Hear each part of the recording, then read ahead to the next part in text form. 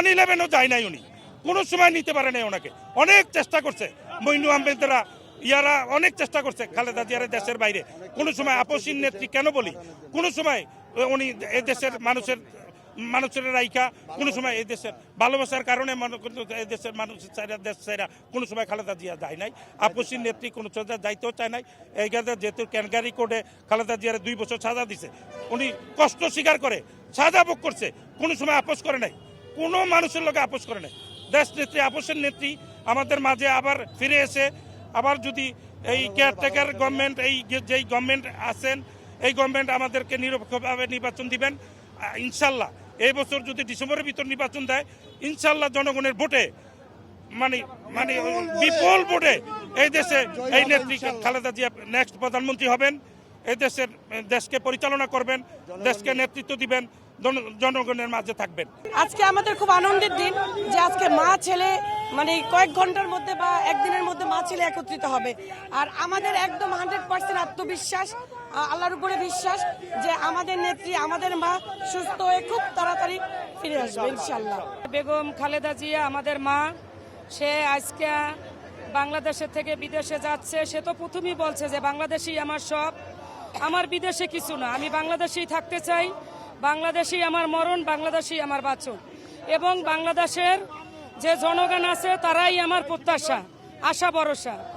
এই আশা নিয়ে সে দীর্ঘদিন ধরে অসুস্থ। আপনারা জানেন এই স্বৈরাচার সরকার তাকে অনেক অত্যাচার করছে, জুলুম করছে এবং দেশের প্রতি তারা অনেক নির্যাতন করছে, আয়নাঘর বানাইছে।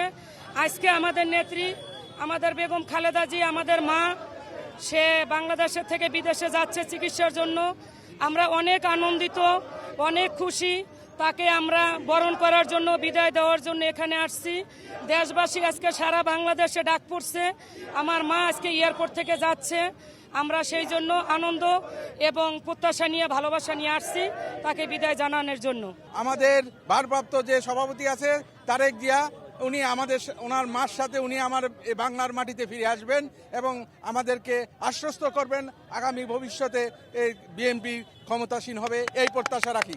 আমাদের প্রত্যাশা আমাদের নেত্রী যাতে সুচিকিৎসা নিয়ে এবং সুস্থ হয়ে আমাদের মাঝে ফিরে আসে, এবং আমাদের মাঝে ফিরে আসলে আমাদের যে এই যে প্রাণ, আমাদের দেশনেত্রী যে আমাদের যে এত আকাঙ্ক্ষা, যে নির্যাতনের পরে যে আমাদের নেত্রী যে মুক্ত হয়েছে এবং সুস্থ হয়ে আমাদের মাঝে ফিরে আসে, আমরা তাকে নিয়ে নির্বাচন থেকে শুরু করে বাংলাদেশ পরিচালনা থেকে শুরু করে আমরা জানি তারে নিয়ে করতে পারি।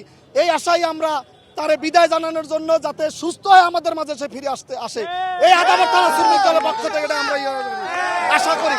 এবং এই আশাটাই আমরা করি যাতে আমাদের ম্যাডাম আমাদের নির্বাচনে জানি নেতৃত্ব দিতে পারে এবং 64টা জেলায় জানি আমাদের নেত্রী জানি ঘুরতে পারে, এই আশা করেই আমরা বিদায় জানাইতেছি।